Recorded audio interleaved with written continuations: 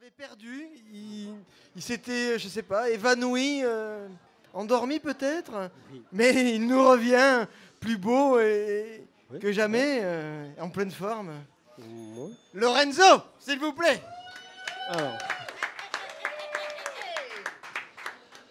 Alors, j'étais en train de m'enfiler un bon faux filet et sa sauce poivre lorsque de la radio surgit une terrible nouvelle.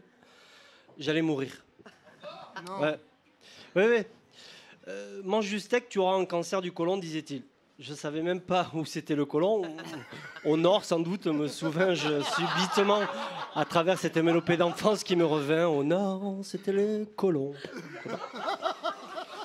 Car le rapport de l'OMS est sans appel, manger de la saucisse et du steak est cancérogène ou hygiène, je ne sais plus, question de sémantique, peu importe, le cancérogène, cancérigène, il n'y a plus de plaisir, en tout cas, ça c'est sûr. Alors voilà, je flippe, sans extra balle, dernier trou à visiter. Alors, cher auditeur, retiens ta vigueur obscène et ton ricanement salace. Ceci n'est qu'une métaphore désespérée de ma vie, qui n'est qu'une boule du flipper, qui roule. Voilier, si tu n'as pas de skipper, tu coules. Corinne Charby.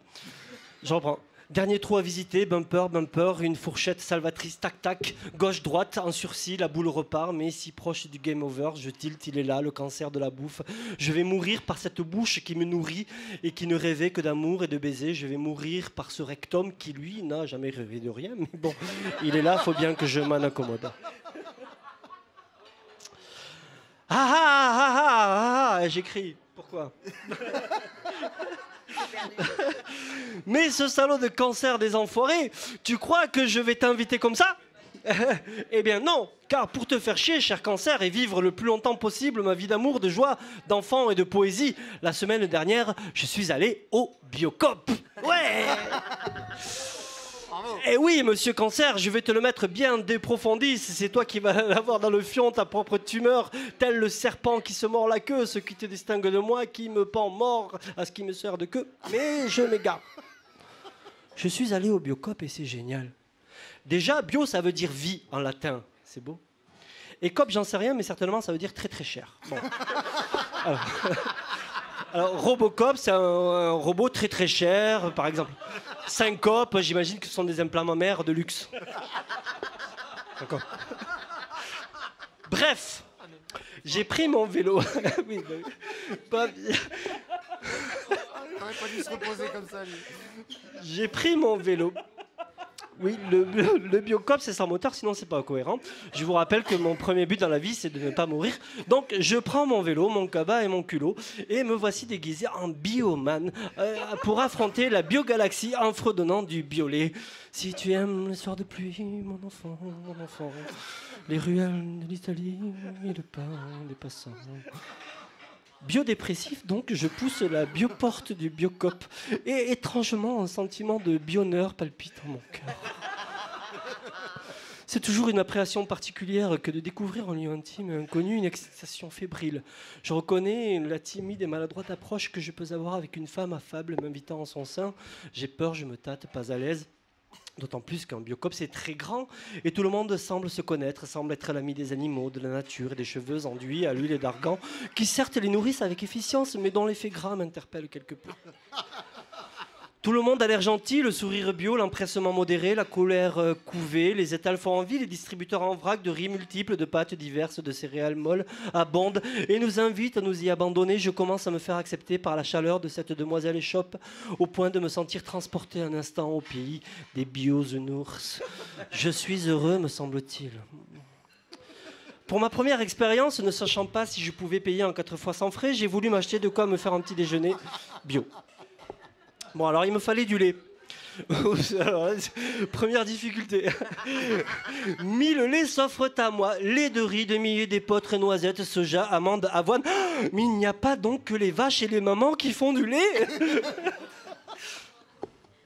Bon, entre 2 et 3 euros la bouteille, je me dis que je vais en prendre qu'une. Ça revient quand même cher le litre quand on découvre que ces boissons contiennent presque 80% d'eau et seulement 10% d'avoine. Hein, un peu la remarque. Je poursuis mon road bio-vie à la recherche d'un peu de sucre. Je ne trouve pas, je demande à un vendeur « Bonjour monsieur, je cherche le sucre ». Ce à quoi elle me répond dans un tutoiement de circonstances. « Alors si je peux me permettre, je te conseille le sirop d'agave, c'est super diététique et très doux pour la gorge. Est-ce que t'as mal quand tu sucres ?»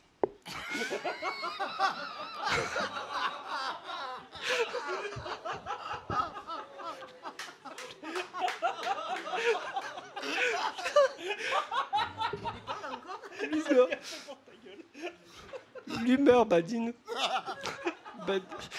Je lui ose. Arrêtez, c'est sérieux. On coupera. On coupera quoi? On coupera quoi? Je ne sais pas, sucré s'est trompé.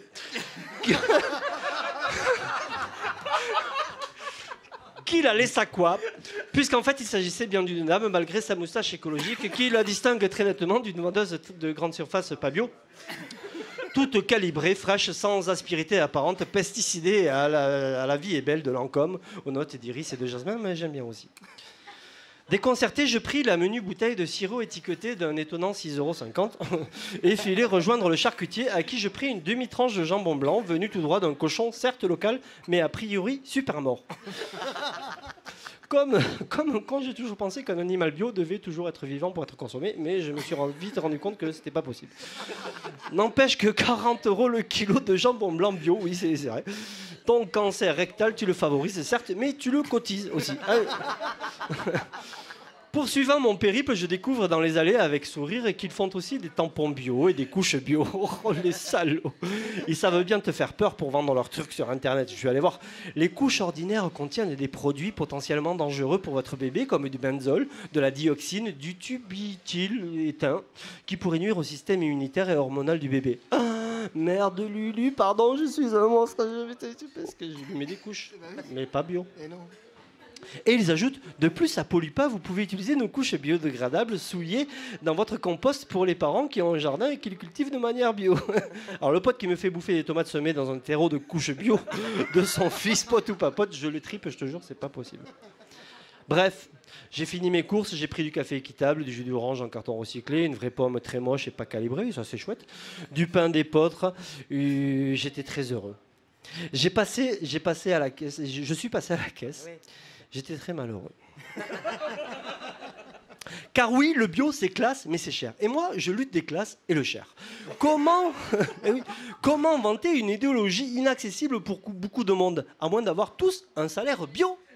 Faudra avoir un salaire bio. Le bio, c'est 2% des terres cultivées en France et 5 milliards de chiffre d'affaires en 2014. Il y en a bien qui en profitent. Il n'y aura jamais assez de terres pour nourrir tout le monde en bio, mais toujours assez de bio pour nourrir les industriels. Le bio est déjà perverti, récupéré. C'est une image qu'on nous vend du terroir, des valeurs, un retour à la famille pour mieux sucer notre blé sans OGM, celui-ci. Vous savez quoi? Grâce à l'adoucissement de la norme AB en Europe pour satisfaire le bio-intensif, un poulet bio peut être aujourd'hui alimenté avec des farines industrielles venues d'ailleurs et élevé dans des poulaillers géants. Seule différence avec le poulet ordinaire, le poulailler bio ne doit pas excéder 25 600 places. Il se gosse bien dans sa barbe, mon cancer du trou du cul. Et je ne serais pas étonné que dans bientôt on trouve des logiciels anti-pesticides dans la courge bio, comme dans les Golf diesel, ou comme dans François Hollande qui a sans doute un logiciel anti-droite pour me faire croire qu'il est de gauche. C'était tellement bon de nous mentir, de nous faire peur, tellement rentable tout le temps. On m'a même affirmé que faire des enfants c'était chouette, du coup j'en ai fait 4. Alors que merde, les faire c'est aussi criminel que de manger un steak, puisque par ma faute ils vont mourir. Je n'en peux plus de la mort, de la peur de la mort qu'on me persécute, alors laissez-moi là choisir ma mort, laissez-moi me suicider à grands coups de steak haché frites, de la saucisse de morteau, de fromage qui pue, de pinard qui sulfite, bon la vigne, de raisin pas bio, du maraîcher du coin, qu'on est tous à manger décemment et on en reparle. Le bio c'est certainement bien, mais je ne suis pas bio et je vous avoue, ma peur qu'un jour on me demande, moi je veux bien bouffer ta bite mais elle est bio. Non!